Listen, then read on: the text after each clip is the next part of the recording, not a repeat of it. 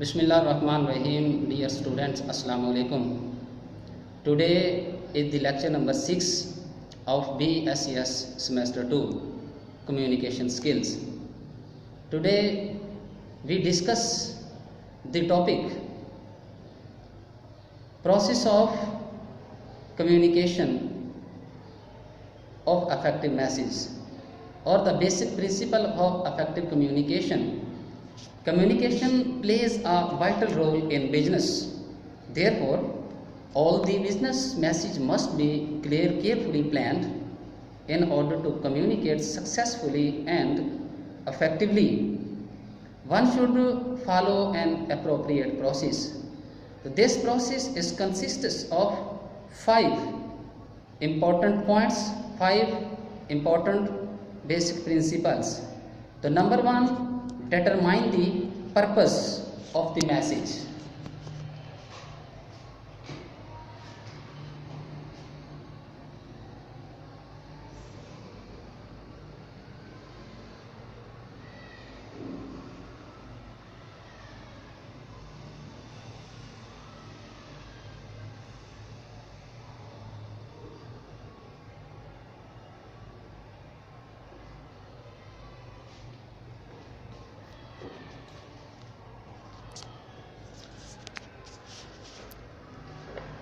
While planning the communication, the first step is to know your specific purpose. The most important thing is that the sender is well aware of purpose of sending the message. If the purpose is not known to the sender, the communication will fail to achieve its desired end. For instance, you must know if the message is about a replacement for defective goods, or is your main purpose to introduce the new product in addition to the specific purpose. All the messages have general purpose, so the purpose should be clear for the sender as well as the receiver.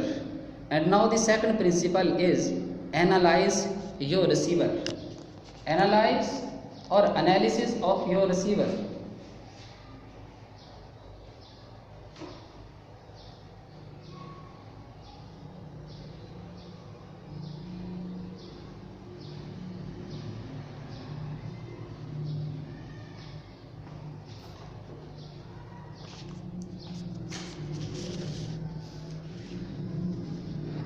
Analyzing the receiver means seeing the message from the receiver's point of view, their needs, interests, desires, likings, dislikings, and even their cultural environment.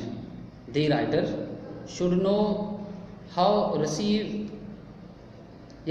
received the message is. The receiver may be an individual or a group of members.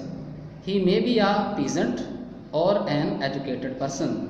The sender should also take a view of the gender of the receiver of the message.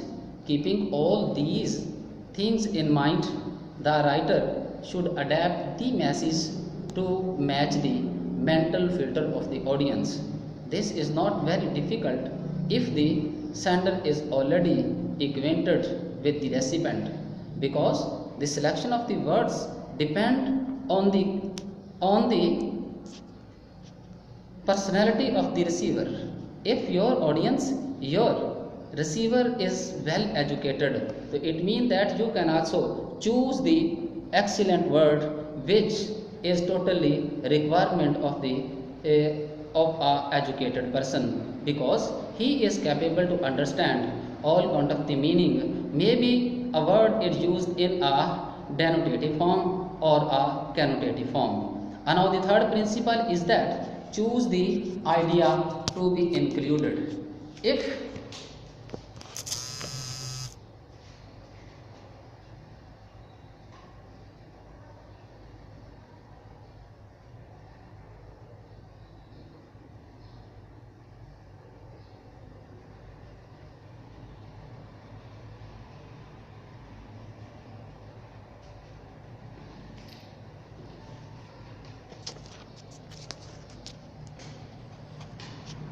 with specific purpose of your message.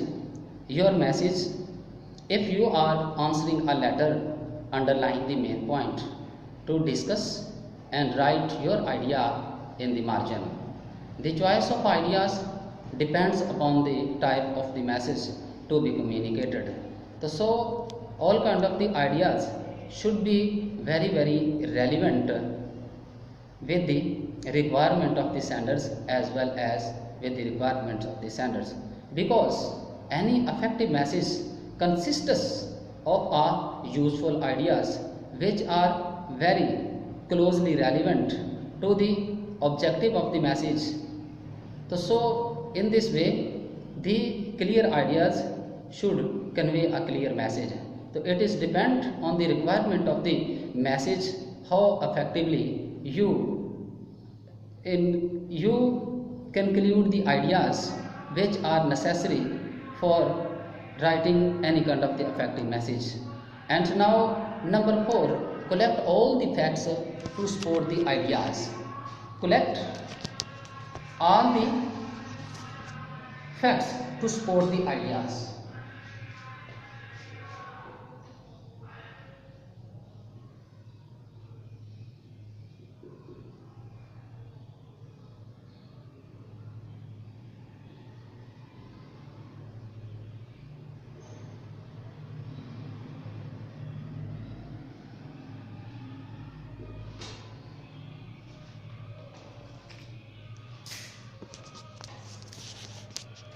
Sometimes business messages fail to bring the desired result.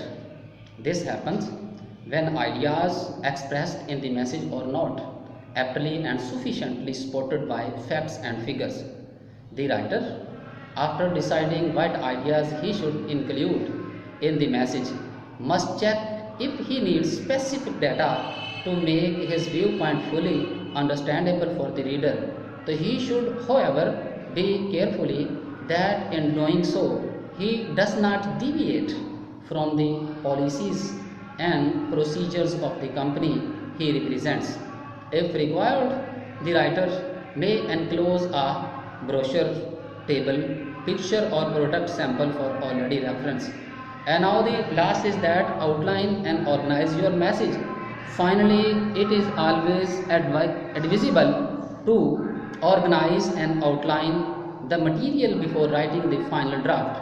Inconsistency in writing reflects the readers also disorganize the mind. As a result, it fails to cause a convincing impact on the reader.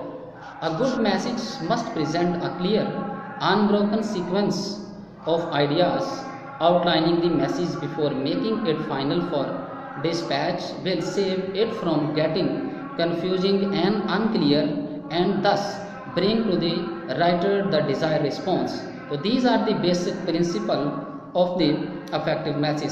So this is the first part of the lecture number 6. Now we in the second part we discuss the barriers of the effective communication. Today